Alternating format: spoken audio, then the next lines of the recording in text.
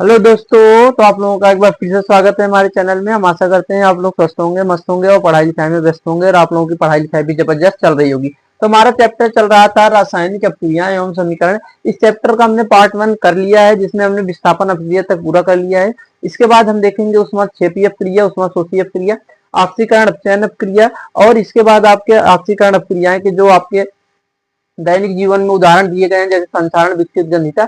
ये टॉपिक देख के इसके बाद ये हमारा चैप्टर भी खत्म हो जाता है, तो यही हम अपना चैप्टर खत्म कर देंगे। तो आज का वीडियो छोटी होने वाली है क्योंकि हमने इसके पहले वाली वीडियो में चैप्टर का लगभग 70% भाग पूरा कर दिया, तो 30% आज बची वीडियो में आपको करना है। तो चलिए शुरू करते हैं बिना किसी देरी के। सबसे पहले हम पढ़ेंगे अपनी ऊष्माक्षेपी अपक्रिया, क्योंकि हमने वहां पर विस्थापन अपक्रिया पूरा कर लिया था। तो सबसे पहली हेडिंग हमारी क्या होगी? ऊष्माक्षेपी अपक्रिया। ठीक है, सबसे पहली हेडिंग होगी हमारी ऊष्माक्षेपी अपक्रिया। ऊष्माक्षेपी अपक्रिया। मार्कर में इंक थोड़ा कम है, आप लोग मैनेज कीजिएगा। ठीक है, दिख रहा होगा वैसे। इसको कहते हैं इंग्लिश में एक्सोथर्मिक रिएक्शन। इसको क्या कहते हैं? Exothermic reaction. अब ये क्या होती है ऊष्माक्षेपी अपक्रिया? तो नाम से इसकी क्लियर है कि जिसमें ऊष्मा क्या होगी? बाहर निकलेगी। तो ऐसी रासायनिक अपक्रिया जिसमें ऊष्मा मुक्त होती है उसे हम क्या कहते हैं? ऊष्माक्षेपी अपक्रिया। तो चलिए देखते हैं इसकी परिभाषा। तो इसकी परिभाषा में हम क्या लिखेंगे? ऐसी रासायनिक अपक्रिया, ऐसी रासायनिक अपक्रिया, ऐसी रासायनिक अपक्रिया जिसमें ऊष्मा बाहर निकलती है या ऊष्मा मुक्त होती है,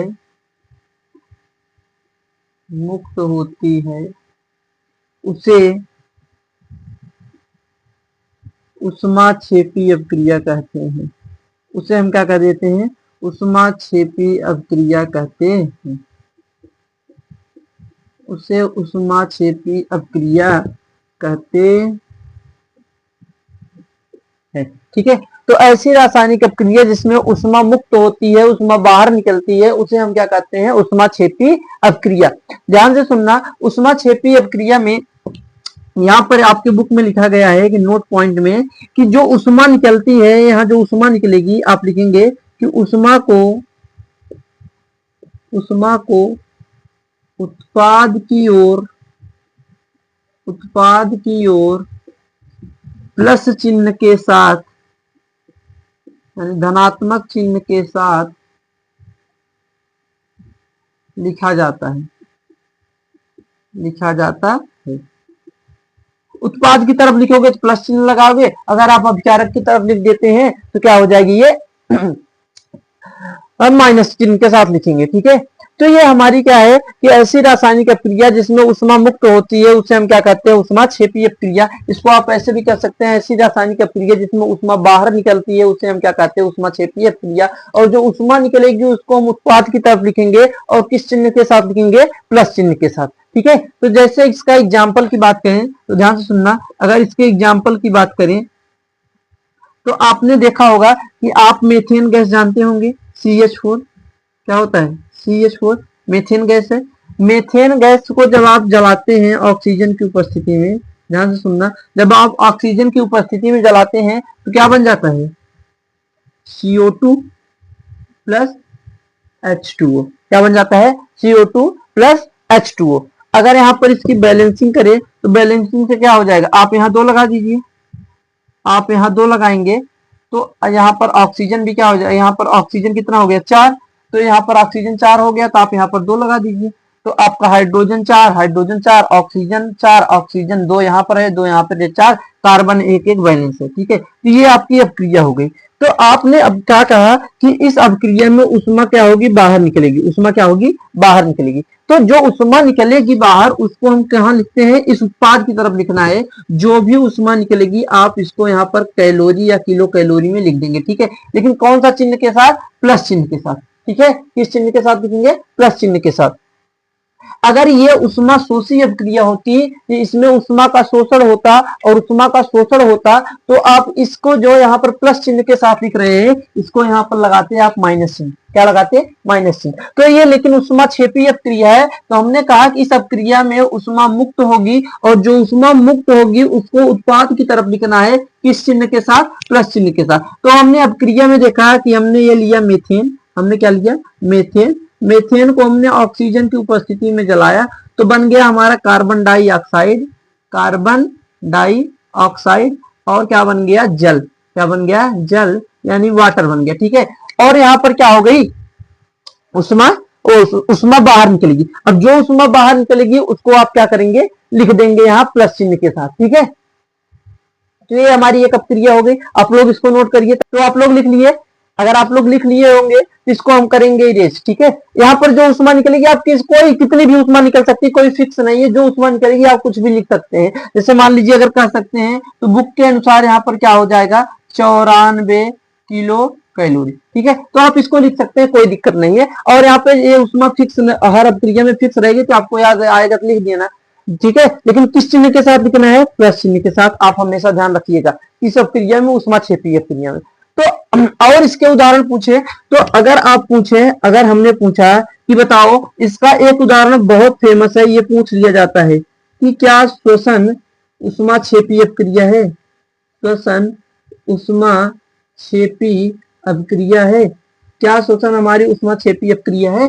कमेंट करके जरूर बताना तुम लोग कि क्या उष्मा हमारी जो श्वसन है उष्मा क्षेपी अभिक्रिया है। आप जब बायो में जैव प्रक्रम का सेकंड पार्ट पढ़ते हैं श्वसन वाला, तो वहां आपको बताया गया होगा कि हमारे जीवन को जीने के लिए क्या होती है। आप जैव प्रक्रम के पहले पार्ट में ही पोषण पढ़ लेते हैं कि हमें क्या होती है? पोषक तत्वों की आवश्यकता होती है। ठीक है, हमें ऊर्जा चाहिए होती है, और वो ऊर्जा हमें कहां से मिलती है? हमारे भोजन से। जब हम भोजन को खाते हैं तो वो भोजन हमारे शरीर में छोटे छोटे टुकड़ों में टूट जाता है, और जब टूट जाता है तो जैसे आपका आलू हो गया, आपने कुछ भी खाया तो उसमें आपके स्टार्च होंगे, कार्बोहाइड्रेट होगा, प्रोटीन होगा, तो वहां पर छोटे छोटे टुकड़ों में टूट जाता है, और आपके शरीर में जो ऑक्सीजन जाती है उससे क्रिया के साथ, उस ऑक्सीजन के साथ मिलकर हमको क्या देता है?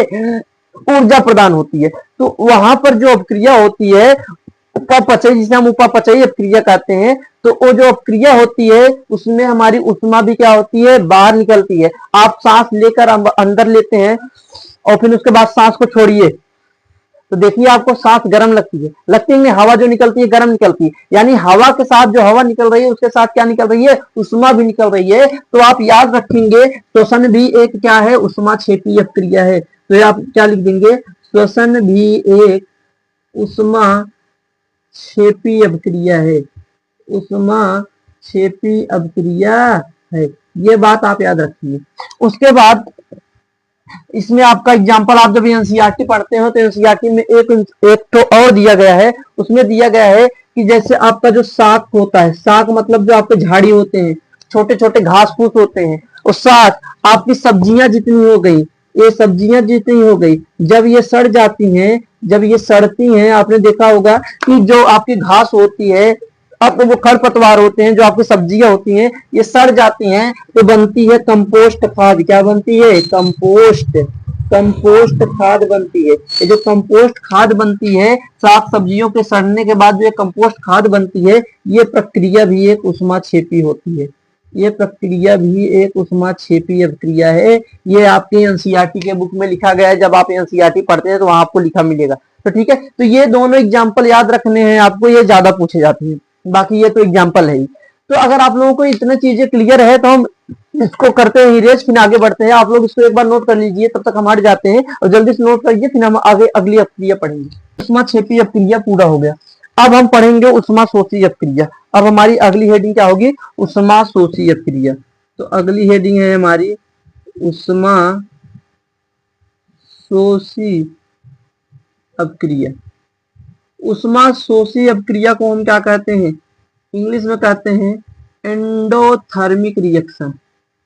एंडोथर्मिक रिएक्शन, एंडो का मतलब अंदर ना, तो यानी इसके अंदर हमें क्या होगी, उष्मा शोषी, नाम से देखो क्लियर है, उष्मा शोषी, ये उष्मा का शोषण करती है, उष्मा को सोखती है, उष्मा इसको होने के लिए उष्मा की आवश्यकता होती है। तो ऐसी रासायनिक अपक्रिया जिसके होने के लिए उष्मा की अवशोषण होता है, जिसमें उष्मा का अवशोषण होता है, उसे हम क्या कह देते हैं, उष्मा शोषी अपक्रिया। तो इसकी हम परिभाषा लिख लेते हैं, ऐसी रासायनिक अपक्रिया, ऐसी रासायनिक अपक्रिया, ऐसी रासायनिक अपक्रिया जिसमें उष्मा का अवशोषण होता है, उष्मा का अवशोषण होता है, उसे उष्मा शोषी अपक्रिया कहते हैं। उसे हम क्या कहते हैं, उष्मा शोषी अपक्रिया कहते हैं। आप नाम से परिभाषा लिख सकते हैं, ठीक है। आपके पास थोड़ा दिमाग होगा तो आप सोच के लिख लेंगे कि ऐसी रासायनिक अपक्रिया जिसमें उष्मा का शोषण होगा उसे हम क्या कह देंगे, उष्मा शोषी अपक्रिया कहते हैं। और ध्यान से सुनना, ये भी पॉइंट याद रखना कि इसमें जो उष्मा का अवशोषण होगा, अवशोषित उष्मा को आप क्या लिखेंगे, अवशोषित उष्मा को, अवशोषित उष्मा को अभिकारक के साथ, अभिकारक के साथ प्लस चिन्ह के साथ लिखते हैं, प्लस यानी पॉजिटिव चिन्ह के साथ लिखते हैं, ठीक है। आपने पढ़ा था कि जब आप पढ़ रहे थे उष्मा क्षेपी अपक्रिया, तो वहां हमने बताया था कि आप उत्पाद की तरफ प्लस के साथ लिखेंगे, लेकिन यहाँ पर अभिकारक में क्या करेंगे, आप अभिकारक के साथ प्लस के साथ लिखेंगे। तथा अगर उत्पाद की तरफ लिखेंगे तब, तथा उत्पाद के साथ, उत्पाद के साथ निगेटिव चिन्ह के साथ लिखते हैं, निगेटिव चिन्ह के साथ लिखते हैं। यहां तक बातें क्लियर हैं। अगर इसके उदाहरण की बात करें, अगर इसके उदाहरण की बात करें तो जैसे आपका होता है N2 गैस, नाइट्रोजन गैस है। आप नाइट्रोजन को जब ऑक्सीजन की उपस्थिति में जलाते हैं तो क्या बनता है, नाइट्रिक ऑक्साइड। क्या बनता है, नाइट्रिक ऑक्साइड, यानी 2NO। और यहाँ पर जो उष्मा निकलती है, जो उष्मा का अवशोषण होता है इस अपक्रिया में, यहाँ पर देखो हमने माइनस चिन्ह लगा दिया है। हमने कहा तो उत्पाद की तरफ लिखोगे तो आप माइनस लगाओगे, माइनस का मतलब इसमें उष्मा का अवशोषण हो रहा है, और वो उष्मा कितनी होती है, 45 किलो कैलोरी। ऐसा बुक में है 45 किलो कैलोरी होती है इस अपक्रिया में। अब ध्यान से सुनना, अगर इसी अपक्रिया को आपको एग्जाम में ऐसा लिख के दे दिया जाए, N2 + O2 + 45 KCl और इस पार बन रहा हो 2NO, तो घबराना नहीं है, यही अपक्रिया सेम है। बस यहाँ पर देखो जब उत्पाद की तरफ लिखा था तो ऋणात्मक चिन्ह लगाया था, और इसको जब हम इसने अभिकारक की तरफ लिखा तो प्लस चिन्ह लगा दिया। हमने क्या कहा है कि इस अपक्रिया में जो उष्मा अवशोषित होगी वो अभिकारक की तरफ लिखोगे तो पॉजिटिव, देखो अभिकारक के साथ पॉजिटिव में लिखा है, और यहाँ पर आप जब उत्पाद के साथ लिखते हो तो क्या लिखोगे, निगेटिव। तो चिन्ह के इस पार हमारा अभिकारक होता है, तो जब हम चिन्ह के इस पार अभिकारक के साथ लिखते हैं तो पॉजिटिव चिन्ह लगाते हैं, और जब आप अभिकारक के इस पार लगाते हैं, उत्पाद की तरफ लिखते हैं, तब कौन सा चिन्ह लगाते हैं, माइनस। ये कौन सी अपक्रिया है, उष्मा शोषी अपक्रिया है, क्योंकि इसमें उष्मा का अवशोषण हो रहा है। तो यहां से आपका पता चल रहा है ये आपका है नाइट्रोजन, ये क्या है आपका नाइट्रोजन। मार्कर भी नहीं चल रहा है, थोड़ा आप लोग मैनेज कीजिएगा, ठीक है ना, मार्कर नहीं चल रहा है क्योंकि ये तो खत्म है। ये है नाइट्रोजन, और ये क्या है, ऑक्सीजन, ऑक्सीजन। और यहाँ पे जो उष्मा का अवशोषण हुआ ये, उसके बाद आप देखेंगे ये बना है आपका नाइट्रिक ऑक्साइड, नाइट्रिक ऑक्साइड, ठीक है। तो ये चीजें क्लियर हो गई होगी, आपकी उष्मा शोषी भी अपक्रिया भी क्या हो गई होगी, क्लियर। बिना किसी देरी के आप फट से इसको नोट डाउन करिए, उसके बाद हम इसको मिटाते हैं, अपने आगे की तरफ अपक्रिया बढ़ते हैं, ऑक्सीकरण अपक्रिया पे, ठीक है। इसको फटाफट नोट कर लिए, तब तक हम हट जाते हैं। तो यहाँ तक क्लियर है तो वीडियो को लाइक एंड शेयर कर दीजिएगा, और चैनल को सब्सक्राइब भी कर लीजिएगा अगर अभी तक नहीं किए हो, क्योंकि आपके बोर्ड एग्जाम तक हम आपके साथ हैं, ठीक है। कोई भी दिक्कत हो आप लोग कमेंट करके बता दीजिएगा। अगर आपको बायो कोई भी वीडियो चाहिए, अगर आप चाह रहे हैं कि हम बायो का भी वीडियो बनाएं, बायोलॉजी भी अगर पढ़ना चाहते हैं तो कमेंट में बता दीजिएगा, फिर हम बायो का भी वीडियो शुरू कर देंगे, ठीक है। नहीं तो अभी हम फिजिक्स और केमिस्ट्री हमारा सब्जेक्ट है तो उसी को हम पढ़ाएंगे, ठीक है। चलिए अब आगे देखते हैं, आगे की हमारी अपक्रिया है ऑक्सीकरण अपक्रिया। कौन सी अपक्रिया है? ऑक्सीकरण, ठीक है। तो अब हम देखेंगे ऑक्सीकरण अपक्रिया। कौन अपक्रिया? ऑक्सीकरण अपक्रिया। ऑक्सीकरण अपक्रिया, या इसी का दूसरा नाम क्या होता है? नाम आप सबका जानते रहिए, इसी को हम कहते हैं उपचयन अभिक्रिया। उपचयन अभिक्रिया, ठीक है।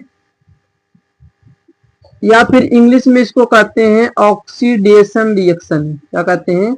Oxidation reaction. तो कौन सी अपक्रिया है? ऑक्सीकरण। अब ऑक्सीकरण किसे कहते हैं? ध्यान से सुनना। जिसमें पदार्थ का क्या हो? ऑक्सीकरण। ऐसी अपक्रिया जिसमें किसी का क्या हो? ऑक्सीकरण, उसे हम क्या कह देंगे? ऑक्सीकरण अपक्रिया। ऑक्सीकरण होने का मतलब ऑक्सीकरण संख्या में बढ़ोतरी होगी, ऑक्सीकरण संख्या में क्या होगी? बढ़ोतरी, ठीक है। तो अब ध्यान से सुनिएगा, आपने सुना होगा कि जब कोई तत्व अपने मूल अवस्था में रहता है, जैसे सोडियम हो गया, क्लोरीन हो गया, H2 गैस हो गई, नाइट्रोजन हो गया, तो इनकी ऑक्सीकरण संख्या क्या होती है? 0। आपने सुना होगा O3 ओजोन जो होता है, इसकी भी ऑक्सीकरण संख्या क्या होती है? 0। जब अपने सामान्य अवस्था में होते हैं यानी तब इनकी ऑक्सीकरण अवस्था क्या होती है? 0। मूल अवस्था में इनकी ऑक्सीकरण संख्या 0 होती है। जब अपने ये किसी यौगिक के साथ होते हैं, जैसे हमने कह दिया कि मान लीजिए H2SO4 है, तो H2 अब किसके साथ जुड़ा हुआ है? SO4 के साथ। तो यहाँ पर देखो यहाँ पर जब ये टूटेगा तो ये 2H प्लस में टूटेगा और SO4 -2 में टूटेगा, ठीक है। तो यहाँ पर बात करें H की ऑक्सीकरण संख्या तो कितनी है? प्लस की एक हाइड्रोजन की प्लस 1 है, 2 हाइड्रोजन कितनी हो जाएगी? प्लस की 2, ठीक है। आपने जैसे कहा कि मान लीजिए ये है हमारा ZnCl2। ZnCl2 को आप जब तोड़ते हैं तो आपने कहा कि पहले Zn था तो Zn का 0, क्योंकि Zn अकेले है। हमने कहा कि Cl2 है, अकेले है तो 0 है, लेकिन यहाँ पर ZnCl2 आ गया। अब दोनों साथ साथ है, जब एक दूसरे के साथ जुड़े हैं तो इसको हम तोड़ लेंगे तो यहाँ पर Zn+2 में टूट जाता है और Cl पर 1 माइनस होता है, 2 Cl था तो 2 माइनस हो जाएगा। तो यहाँ पर अब देखो जिंक की कितनी ऑक्सीकरण संख्या हो गई? +2, और क्लोरीन की कितनी ऑक्सीकरण संख्या हो गई? -2, ठीक है। एक क्लोरीन का -1 है, 2 क्लोरीन का माइनस। तो ये है ऑक्सीकरण संख्या। तो आप देखते हैं कि यहां से यहां तक हमने आया, ध्यान से सुनना, यहां से यहां तक आई तो पहले जब यहां पर ध्यान से सुनना तो ऑक्सीकरण संख्या यहां पर जिंक की कितनी थी? 0, ठीक है। अभी नहीं, जैसे यहां पर हमने कह दिया कि मान लीजिए आपने एक अपक्रिया लिखा, देखो लिख दिया Cu Zn प्लस CuSO4, और इस तरफ आप देखेंगे कि जिंक इससे ज्यादा क्रियाशील होता है तो इसको हटा देगा, तो ये बच जाएगा जिंक सल्फेट प्लस कॉपर। अब आप यहां पर देखिए, जब यहां पर जिंक अकेले था तो इसकी ऑक्सीकरण संख्या कितनी थी? 0। और यहाँ पर हमने कहा कॉपर SO4 के साथ जुड़ा होता है तो SO4 पर -2, तो कॉपर पर कितना? +2, यानी इसकी कॉपर की यहाँ पर ऑक्सीकरण संख्या कितनी है? +2 है। अब यहाँ पर ध्यान से सुनना, यहाँ पर जिंक अब इसके साथ जुड़ गया तो इस पे -2 है, तो जिंक पे क्या हो गया? +2, और कॉपर पे क्या हो गई? 0, क्योंकि कॉपर क्या हो गया? अकेला। तो आप देखो जिंक पहले 0 था लेकिन अपक्रिया के बाद +2 में गया, तो इलेक्ट्रॉन की संख्या बढ़ी कि नहीं? 0 से +2 हो रहा है, मतलब इलेक्ट्रॉन की संख्या कम हुई और इसकी ऑक्सीकरण संख्या क्या हो गई? बढ़ गई। तो जब इसमें से 2 इलेक्ट्रॉन निकल गया तो इसमें 2 प्लस आ गया, इसका मतलब इसमें इलेक्ट्रॉन क्या हो रहा है? निकल रहा है। इलेक्ट्रॉन निकल रहा है तो ऑक्सीकरण संख्या क्या हो रही है? बढ़ रही है। आप यहाँ पे देखिए, पहले ऑक्सीजन क्या था? पहले कॉपर पर 2 प्लस था, कॉपर पे कितना प्लस था? 2 प्लस, लेकिन अपक्रिया के बाद देखोगे तो कॉपर कितना हो गया? 0। तो यानी पहले 2 इलेक्ट्रॉन, 2 इसकी ऑक्सीकरण संख्या कितनी थी? +2 थी, लेकिन ये किसमें चला गया? 0 में, यानी यहाँ पर इलेक्ट्रॉन की क्या हुई? कमी, सॉरी इलेक्ट्रॉन की क्या हुई? बढ़ोतरी। यानी इलेक्ट्रॉन इसने कहीं से लिया, तो जो आपके इसके 2 प्लस चार्ज थे इसने 2 इलेक्ट्रॉन ले लिया होगा तो इस पे क्या हो गए? 0।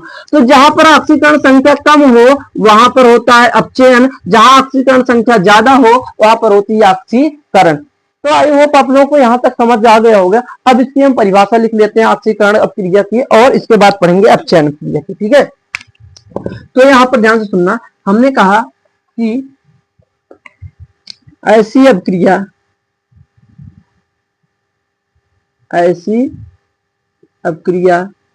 जिसमें कोई परमाणु, अणु या आयन इलेक्ट्रॉन का त्याग करता है, अर्थात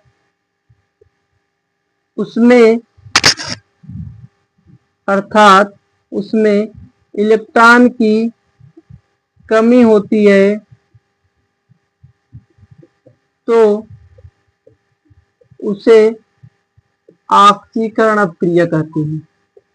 उसे ऑक्सीकरण या उपचयन अपक्रिया कहते हैं।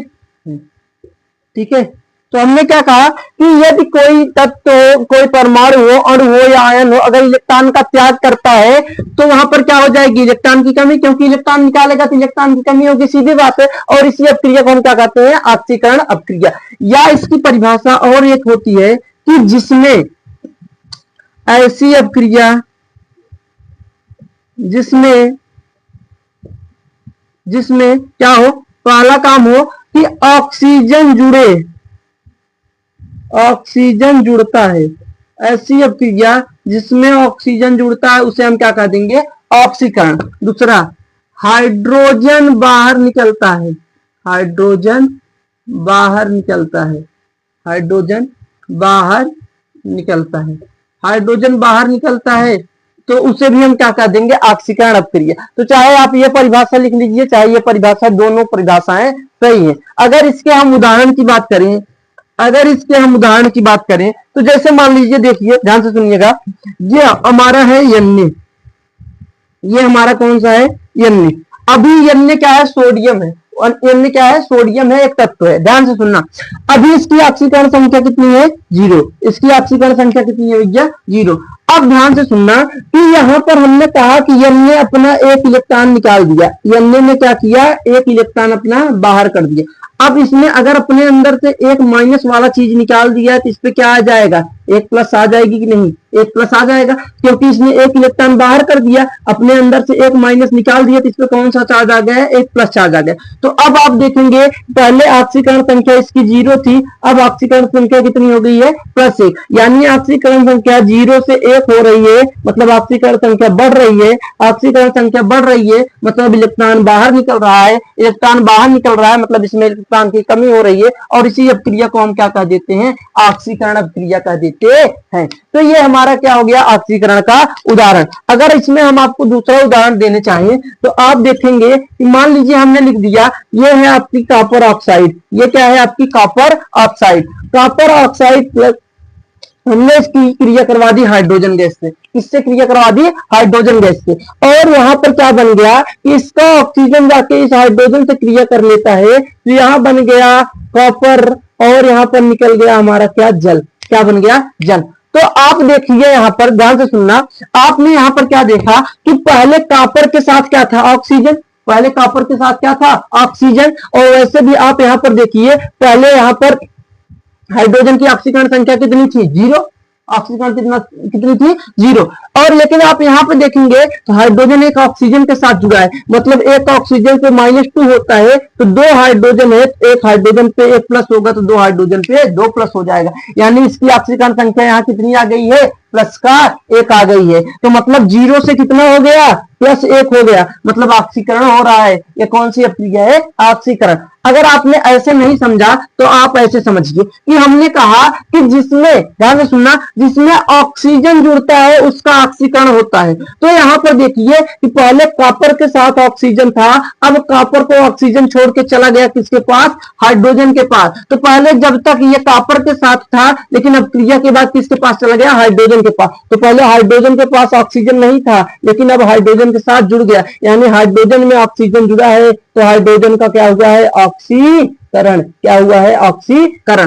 पहले कॉपर के पास ऑक्सीजन था, लेकिन ऑक्सीजन अब यहाँ पर कॉपर के साथ नहीं है, कॉपर यहाँ से ऑक्सीजन निकल गया है, तो जिसके साथ जहां से ऑक्सीजन निकलता है वहां पर होती है अपचयन अपक्रिया। क्या होती है, अपचयन अपक्रिया। भी अपचयन अपक्रिया इसी के बाद पढ़ाएंगे। तो ये हो गई ऑक्सीकरण, जहां ऑक्सीजन जुड़ता है या फिर हाइड्रोजन बाहर निकलेगा, और क्या होगा कि इलेक्ट्रॉन की कमी होगी।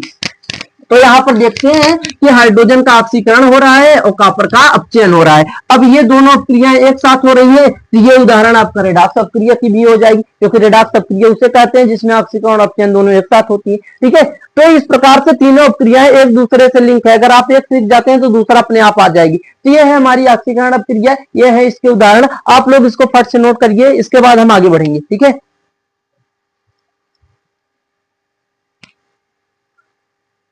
आई होप आप लोगों ने कर लिया होगा। अब इसको हम इरेज करते हैं, उसके बाद आगे चलते हैं अपने अपचयन अपक्रिया पे। इसको हम मिटा देते हैं, इसको हम क्या कर देते हैं, मिटा देते हैं। उसके बाद कहां चलेंगे, अपचयन अपक्रिया पे।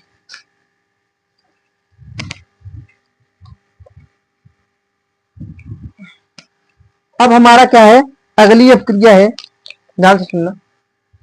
अगली अपक्रिया है हमारी अपचयन अपक्रिया। क्या है, अपचयन अपक्रिया। ठीक है, इसको कहते हैं अपचयन अपक्रिया, इसको इंग्लिश में कहते हैं रिडक्शन रिएक्शन। ठीक है, इसको क्या कहते हैं, रिडक्शन रिएक्शन। अब उसमें हमने देखा था कि जो कोई भी तत्व, अणु या परमाणु जो था या आयन था, वो इलेक्ट्रॉन का क्या कर रहा था, त्याग। तो जो इलेक्ट्रॉन का त्याग करता था तो उसकी ऑक्सीकरण संख्या बढ़ जाती थी, तो जिसमें इलेक्ट्रॉन की कमी होती थी उसका ऑक्सीकरण होता था। इसका उल्टा हो जाएगा अपचयन, जो इलेक्ट्रॉन को खाएगा, जो इलेक्ट्रॉन को ग्रहण करेगा उसका क्या होगा, अपचयन। अगर इलेक्ट्रॉन खा रहा है तो उसके अंदर क्या होगी, इलेक्ट्रॉन की बढ़ोतरी, यानी इलेक्ट्रॉन में वृद्धि होगी। ठीक है, तो उसी का उल्टा आपका अपचयन अपक्रिया है। तो इसकी परिभाषा हम देख लेते हैं क्या हो जाएगी। ऐसी रासायनिक अपक्रिया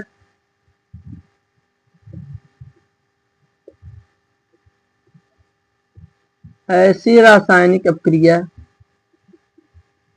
जिसमें कोई परमाणु अणु या आयन इलेक्ट्रॉन को क्या करते हैं, ग्रहण करते हैं, इलेक्ट्रॉन को ग्रहण करते हैं, अर्थात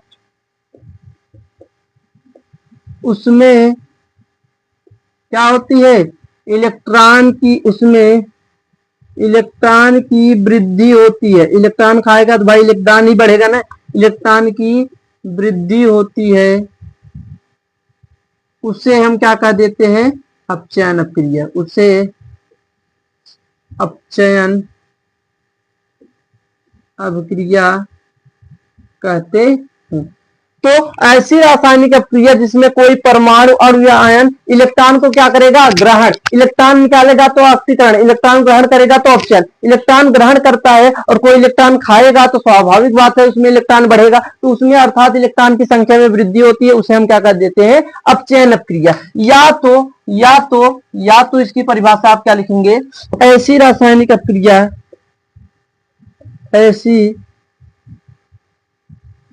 रासायनिक अपक्रिया जिसमें, ऐसी रासायनिक अपक्रिया जिसमें क्या, पहला काम क्या होगा, उसी का उल्टा हाइड्रोजन का योग होता है, यानी हाइड्रोजन जुड़ता है, हाइड्रोजन जुड़ता है। दूसरा क्या होगा, ऑक्सीजन बाहर निकलता है, ऑक्सीजन बाहर निकलता है। जहां से ऑक्सीजन बाहर निकलेगा उसका क्या हो जाएगा, अपचयन। जहां से हाइड्रोजन जुड़ेगा वहां पर क्या हो जाएगा, अपचयन। तो अगर इसके उदाहरण की बात करें तो इसके उदाहरण को भी हम देख लेते हैं। तो हमने कहा कि जो इलेक्ट्रॉन को खाएगा, क्या करेगा, जो इलेक्ट्रॉन को खाएगा, और इलेक्ट्रॉन को खाएगा तो उससे माइनस चिन्ह बढ़ेगा, क्योंकि इलेक्ट्रॉन पे माइनस चिन्ह होता है, यानी उसकी ऑक्सीकरण संख्या क्या होगी, कम। तो आप लोग अब देखते रहिएगा बस। तो पहला उदाहरण हम ये वाला ले लेते हैं जो आपको बताए थे, कॉपर ऑक्साइड की अपक्रिया आप किससे करवाते हैं, क्यूप्रिक ऑक्साइड है, अगर इसकी क्रिया आप करवाते हैं H2 गैस से, किससे, H2 गैस से, यानी हाइड्रोजन गैस से, तो यहां पर क्या बन जाता है, कॉपर अकेले हो जाता है और यहां पर जल बन जाता है। क्या बन जाता है, जल।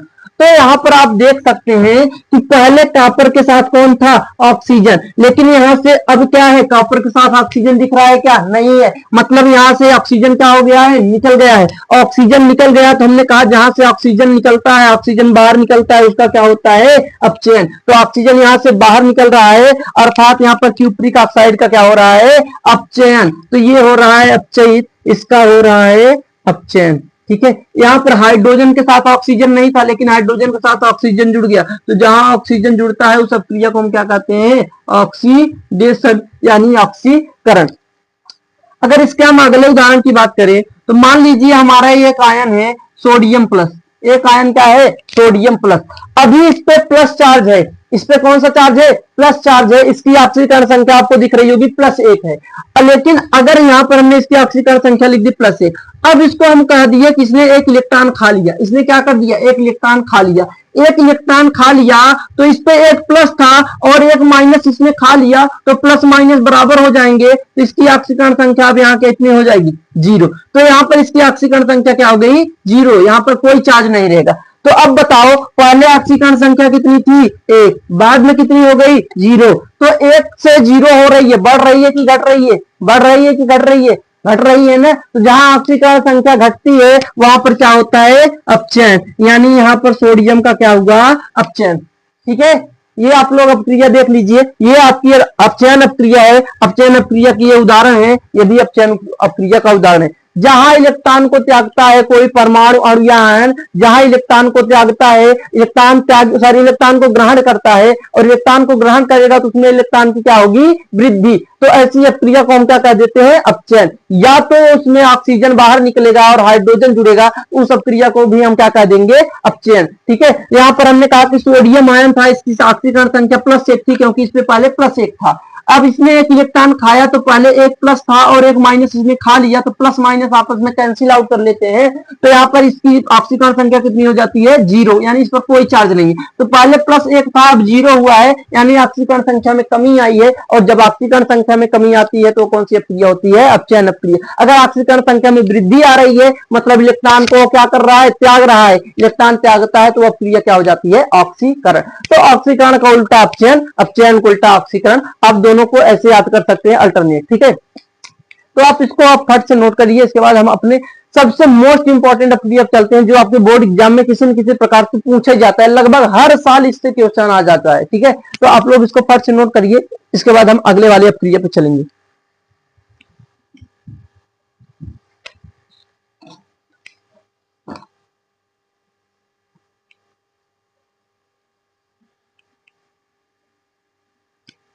हो गया, ये हो गया, तो चलिए अब आगे बढ़ते हैं हम। ठीक है,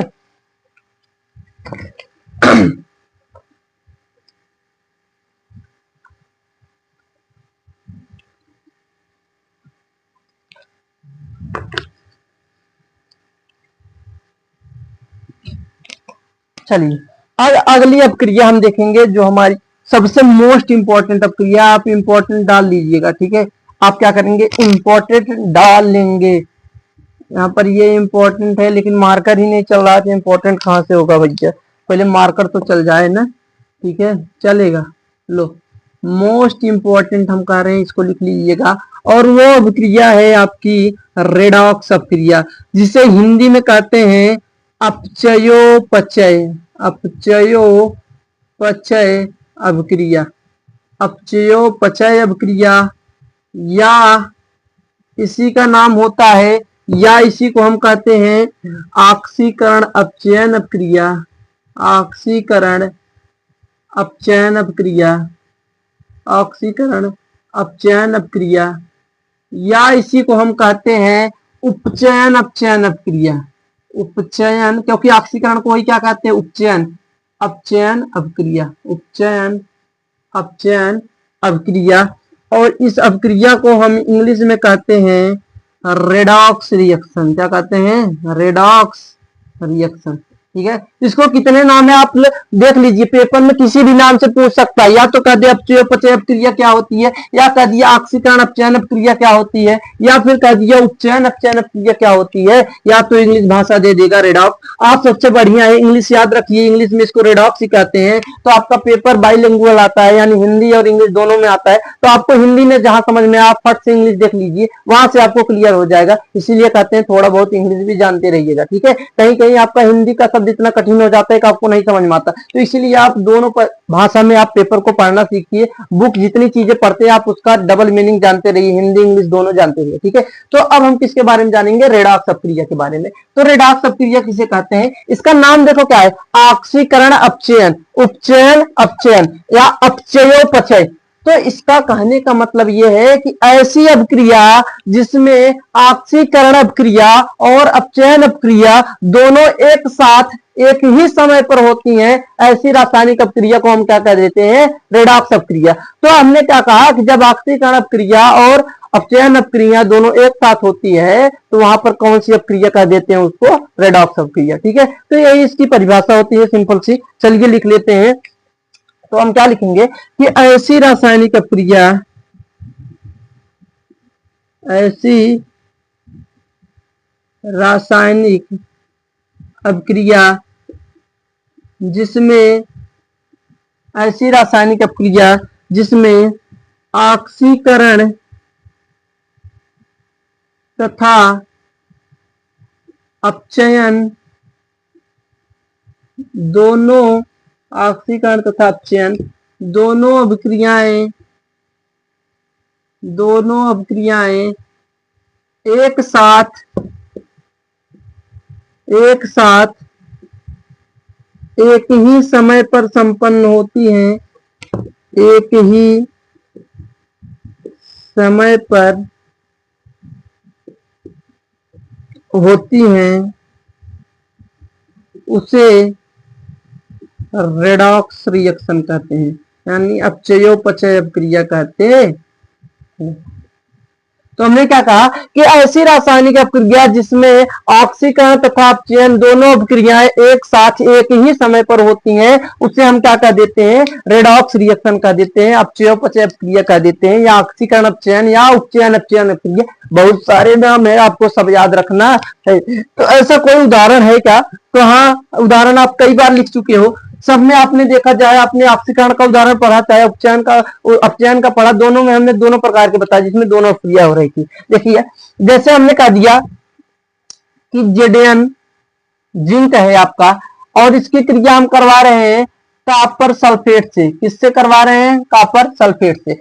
तो हमने बताया था कि जब कॉपर सल्फेट, यहाँ सल्फेट किसके साथ जुड़ा होता है, कॉपर के साथ। किसके साथ जुड़ा है, कॉपर के साथ। तो अब सल्फेट देखता है इस जिंक को, अब इसको जिंक देखा, जिंक को देखा तो इससे रहा नहीं गया, अब ये इसके पास आना चाहता है, क्योंकि कॉपर क्या है, हम कहते हैं कॉपर एक प्रकार की फीमेल है। अब इसने जब देख लिया इसको तो अब आएगी जरूर इसके पास, लेकिन आने से पहले चालाक होती है, देखती है कि हम जिसके साथ हैं इससे ज्यादा ये अमीर है कि नहीं, इससे ज्यादा पढ़ा लिखा है कि नहीं, इससे ज्यादा हैंडसम है कि नहीं, तभी आएगी सल्फेट, अन्यथा नहीं आती है। ये पढ़ी लिखी होती है, ठीक है। तो ये देख दाख के आती है कि ये सही वही है कि नहीं, इसको अगर हम छोड़ के जा रहे हैं तो इससे मजबूत है कि नहीं, पता लग इधर से भी हम छोड़ दिए और ये इससे भी कमजोर निकल गया, तो दोनों तरफ से जाएगी। लेकिन ये ऐसा होने नहीं देती है, पहले देख लेती है कि है कि नहीं इससे मजबूत। अब इसने देखा कि जिंक इससे मजबूत है कॉपर से, तो ये कॉपर के बेचारे को छोड़ देगी,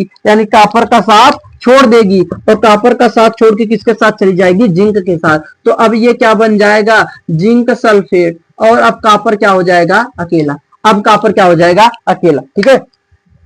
तो यहां पर हमने देखा कि जब हमारा जिंक अकेला था, भाई जब कोई अकेला होगा तो उससे कौन सा चार्ज, कैसा आवेशित होगा, कोनो आवेश नहीं रहेगा, समझ रहे हो, कुछ नहीं, कुछ आवेशित तो इसका नाम ही नहीं रहेगा, अपना मस्त जीवन जी रहा होगा, प्यार मोहब्बत शून्य होगा। तो इस पे कोई प्यार मोहब्बत नहीं है, अकेले है बेचारा, इस पे ऑक्सीकरण संख्या क्या है इसकी, 0। तो लेकिन यहाँ कॉपर जुड़ा है, अगर जुड़ा है तो भाई कुछ ना कुछ तो रहेगा, आप किसी से भी जुड़िए तो कुछ ना कुछ रहता है, ठीक है। तो ये भी जुड़ा है तो इसके साथ कुछ ना कुछ रहा होगा, कुछ देखो इसको, ये इसको कुछ दिया होगा, ये इसको कुछ दिया होगा, तो तभी तो दोनों आपस में जुड़े हैं, समझ रहे हैं? तो लेन देन हुई होगी। तो यहाँ पर इसने कहा कि हमने -2 दिया है, इसने कहा हमने भी +2 दिया है, क्योंकि एक प्लस है एक माइनस है तभी जुड़े हैं, प्लस प्लस तो जुड़ेगा नहीं, आपको भी पता है। तो इस पे -2 होता है SO4 माइनस पे, तो कॉपर पे क्या हो जाएगा +2। यानी यहाँ पर कॉपर की ऑक्सीकरण संख्या की बात करें, यहाँ पर कॉपर की ऑक्सीकरण संख्या कितनी है +2, और सल्फेट तो -2 हो भी करता है। लेकिन अब देखो, अब यहाँ इसने रंग बदल लिया, किसके साथ आ गई, जिंक के साथ आ गई, और जिंक के साथ आ गई तब जिंक का जीवन रंगीन हो गया। पहले कॉपर के साथ थी तो कॉपर का रंगीन था, अब जिंक का रंगीन हो गया। ठीक है, तो ध्यान से सुनना, यहाँ पर इसका रंगीन हुआ तो अब ये -2 जिंक को देगी, समझ रहे हो। अब ये पता नहीं किसको किसको देगी, भगवान जाने, लेकिन यहाँ पर अभी किसको दे रही है, जिंक को दे रही है। अब जिंक को दे रही है तो जिंक भी अपना क्या देगा, इसको कितना देना पड़े भाई। अब उधर से अगर -2 मिल रहा है तो पावर इधर से भी तो उतनी जानी चाहिए, तो ये भी अपना कहेगा हम +2 देंगे तभी तो जुड़ेंगे। अगर ये +2 नहीं देगा तो सॉफ्टवेयर कहेगा भागो इधर से, हमारे लायक है ये नहीं हो, हम -2 दे रहे हैं, अब तुम पता लगा +1 लेके पहुंचे हो, तो +1 किसी काम का होगा क्या, नहीं। ये -2 दे रहा है तो इसको भी +2 चाहिए, तो ये +2 देता है। यानी यहाँ पर जिंक की ऑक्सीकरण संख्या कितनी है, +2 है, और कॉपर बेचारा अकेला है तो कॉपर पे कोई चार्ज नहीं, इसका जीवन अब क्या हो गया, वीरान। पहले जिंक का वीरान था, किसका हो गया, कॉपर का वीरान। तो आप देखिए इस अभिक्रिया में क्या हो रहा है कि जिंक, यहां पर आप देखेंगे जिंक 0 से +2 में जा रहा है। जिंक किसमें जा रहा है, 0 से +2 में जा रहा है। 0 से +2 में जाने के साथ मतलब इसका क्या हो रहा है, ऑक्सीडेशन हो रहा है, यानी ऑक्सीकरण हो रहा है, इसमें ऑक्सीकरण संख्या बढ़ रही है। तो जिंक का क्या हो रहा है, ऑक्सीकरण हो रहा है। लेकिन आप इसके विपरीत कॉपर को देखिए, तो कॉपर पहले रंगीन था लेकिन अब क्या हो गया, वीरान हो गया है बेचारा। पहले इसकी कितनी थी, +2 थी। यहाँ पर कॉपर पे आप लगाएंगे तो कॉपर की पहले कितनी थी, +2, लेकिन बाद में कितनी हो रही है, 0। मतलब इसका क्या हो रहा है, रिडक्शन हो रहा है, अपचयन हो रहा है। क्या हो रहा है, अपचयन। और हमने देख लिया है कि एक ही अभिक्रिया में दोनों अभिक्रियाएं, अपचयन और उपचयन, दोनों एक साथ हो रही है, यानी ऑक्सीकरण और अपचयन दोनों अभिक्रियाएं एक साथ एक समय पे हो रही है। तो ऐसी अभिक्रिया को ही हम क्या कह देते हैं, अपचयोपचय अभिक्रिया या रेडॉक्स रिएक्शन कह देते हैं। ये आपका रेडॉक्स रिएक्शन का उदाहरण है। तो अगर आप लोग को समझ में आ गया है तो आप लोग फट से नोट कर लीजिए। इसके बाद हम इस चैप्टर के लास्ट टॉपिक के चलते हैं, ऑक्सीकरण अभिक्रियाओं के दैनिक जीवन में उदाहरण, जो आपका एक संचारण होता है, दूसरा विक्रिय गंधिता। ठीक है, तो आप इसको नोट करिए, फिर इसके बाद हम आगे चलते हैं।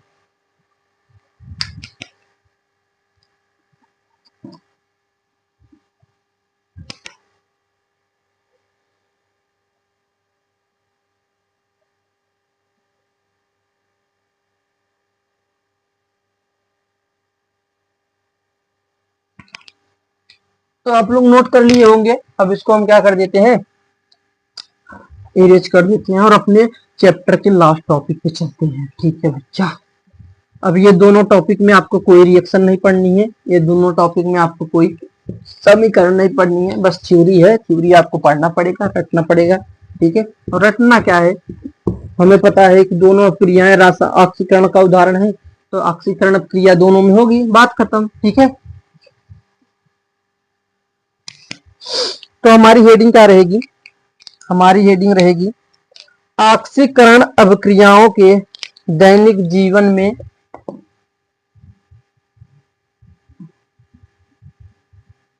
ऑक्सीकरण अभिक्रियाओं के ऑक्सीकरण अभिक्रिया का दैनिक जीवन में उदाहरण।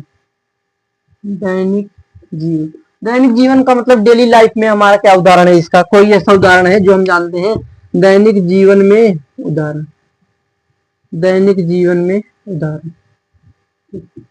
इसमें दो चीजें हम पढ़ते हैं, दो उदाहरण को बताया गया है।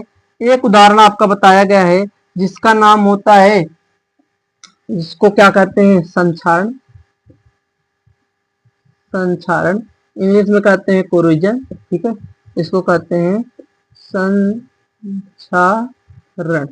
और दूसरे का नाम क्या है, विकृत गंधिता। क्या है, विकृत गंधिता। अब नाम से समझिएगा, ध्यान से सुनिए।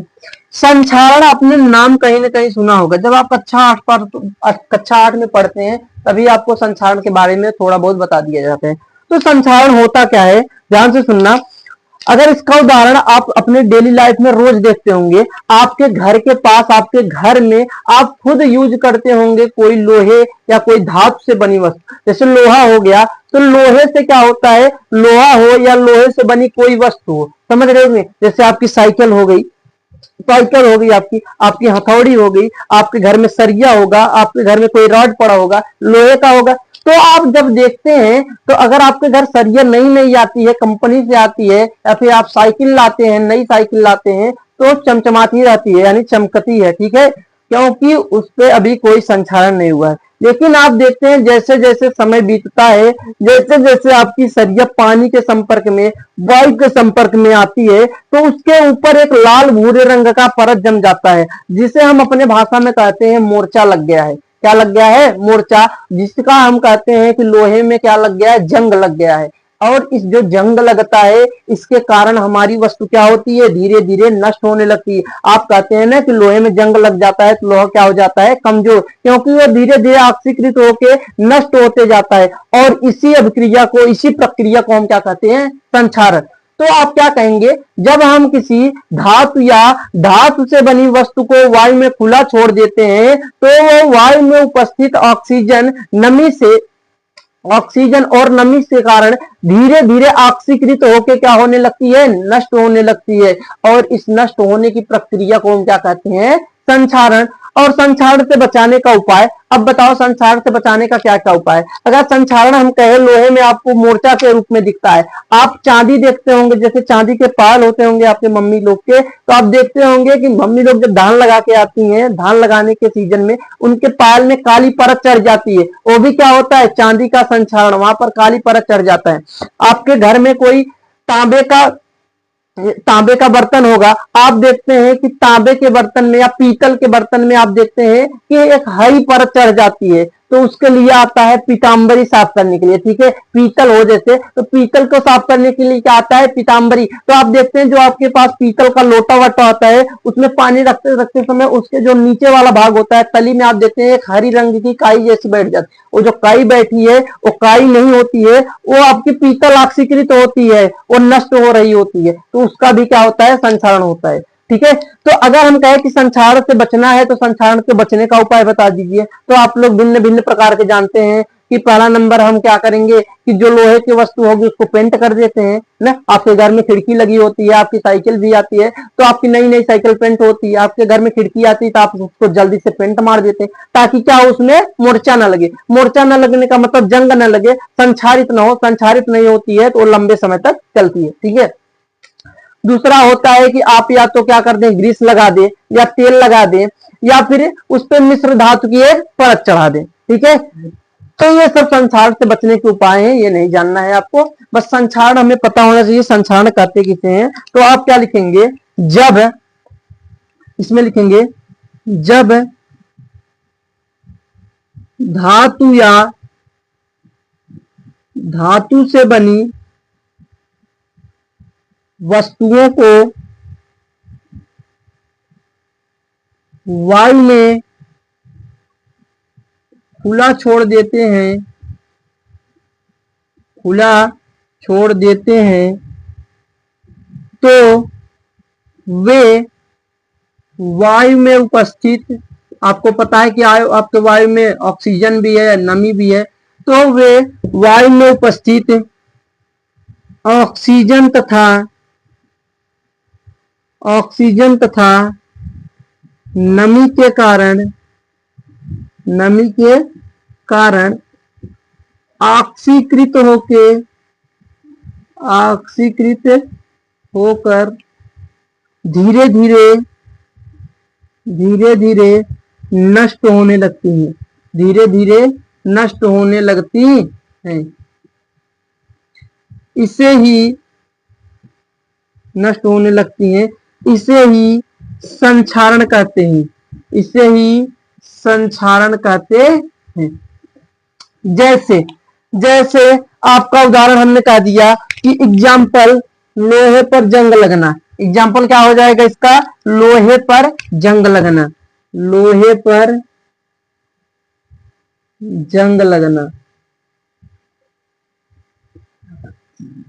चांदी का चांदी पर काली परत का जमना, काली परत का जमना आदि।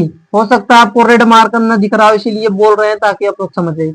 और आप लिख सकते हैं पीतल पे हरी परत का चढ़ना। तो ये सब किसके उदाहरण हो जाएंगे? संक्षारण के। संक्षारण से बचने के उपाय हम आपको धातु तथा धातु वाले चैप्टर में बताएंगे, आप लोग टेंशन ना लीजिएगा, अभी आपको इस चैप्टर में इतने पढ़ना है। और हमने बता दिया कि संक्षारण कैसी अपक्रिया है? ऑक्सीकरण, क्योंकि ये ऑक्सीकरण अपक्रिया के उदाहरण पढ़ रहे हैं दैनिक जीवन में। तो आपकी संक्षारण हो चाहे विकृत गंधिता, दोनों कैसी अपक्रियाएं हैं? ऑक्सीकरण अपक्रिया है, ठीक है। तो अब ये हो गई हमारी संक्षारण की बात पूरी। अब आते हैं हम विकृत गंधिता पर। अब किस पे आते हैं? विकृत गंधिता पर।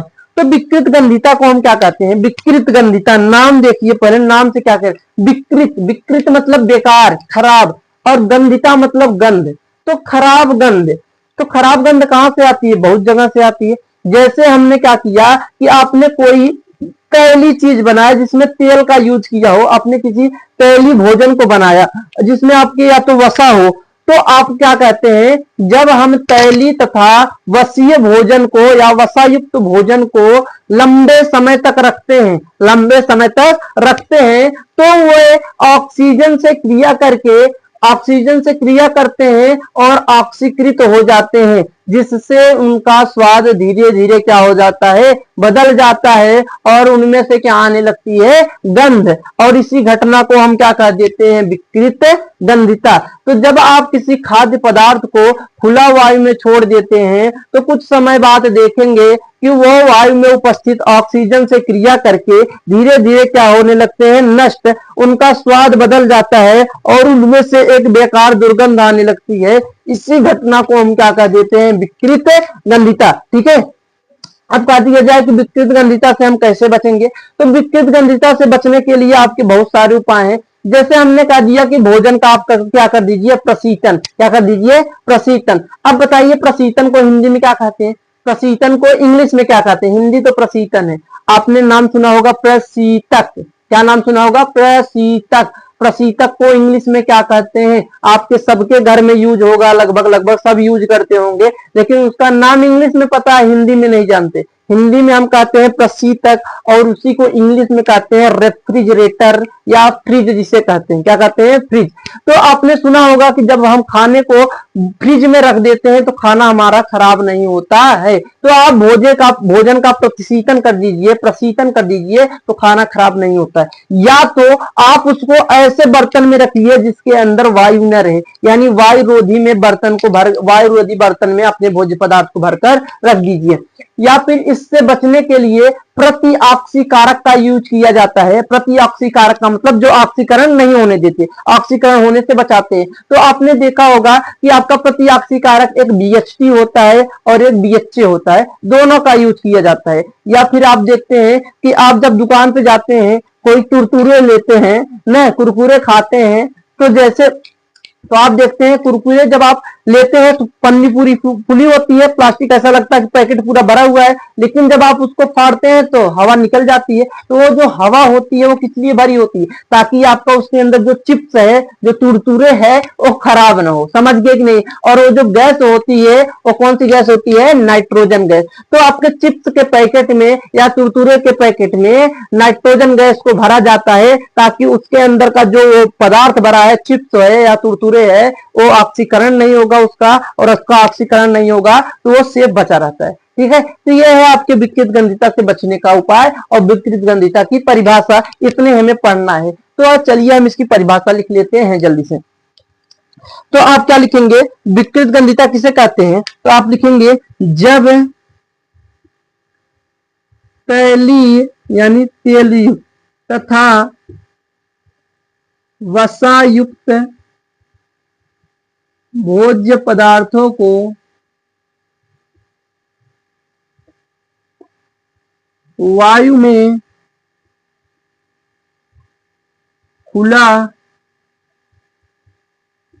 छोड़ देते हैं या लंबे समय तक रखते हैं, तो वे वायु में उपस्थित ऑक्सीजन तथा नमी, आपके बुक में नमी को आर्द्रता लिखा गया है, तो उसका भी मतलब क्या होता है, नमी।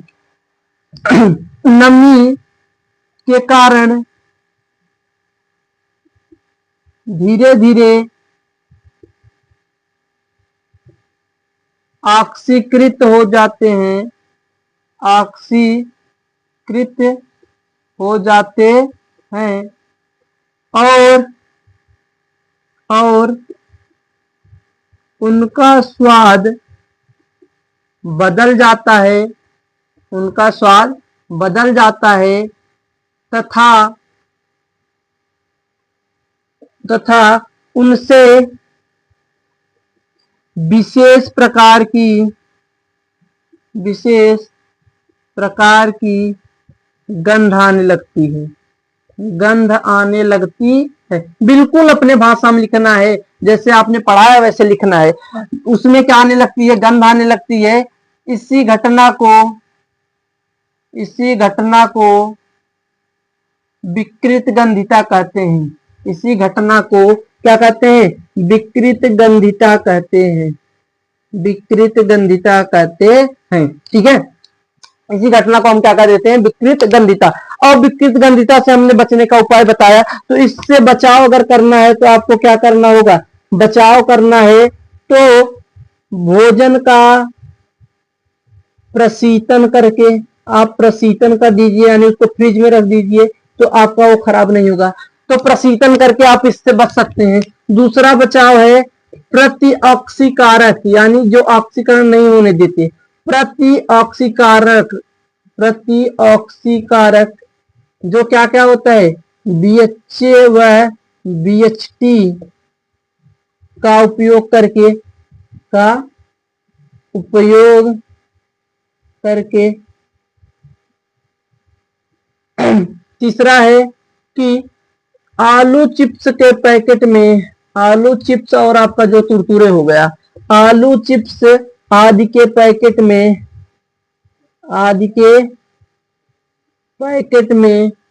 नाइट्रोजन गैस भर के, थोड़ा राइटिंग मैनेज कीजिएगा आप लोगों का, जल्दी जल्दी लिख रहे हैं क्योंकि मार्कर अभी चलेगा नहीं। ठीक है, तो इतना हो गया हमारा ये विकृत गंधिता का बचाव। अगर आप जानना चाहते हैं यहाँ पर BHA और BHT का फुल फॉर्म, तो उसको भी हम लिख देते हैं। BHA का जो फुल फॉर्म होता है वो होता है ब्यूटाइलीकृत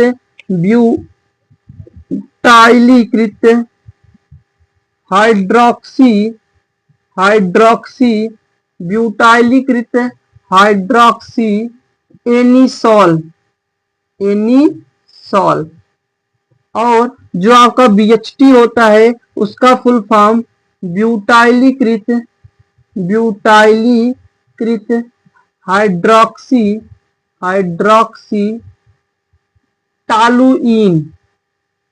टालुइन होता है। ये याद रखने का कोई विशेष पॉइंट नहीं है, ये नहीं पूछा जाएगा, लेकिन आप लोग विकृत गंधिता और संक्षारण को याद कर लीजिएगा, क्योंकि दोनों में से आपके एग्जाम में एक तय है और जरूर आएगी कोई न कोई, चाहे आपका संक्षारण दे दे चाहे विकृत गंधिता। बिल्कुल आपको एक बार पढ़ लेना है, हमने कहानी जैसा लिखवा है, आप अपने घरों में भी रोज देखते हैं, आप सोच के भी लिख सकते हैं, कोई दिक्कत इसमें नहीं है। तो आप इसको एकदम अच्छे से तैयार कर लीजिएगा।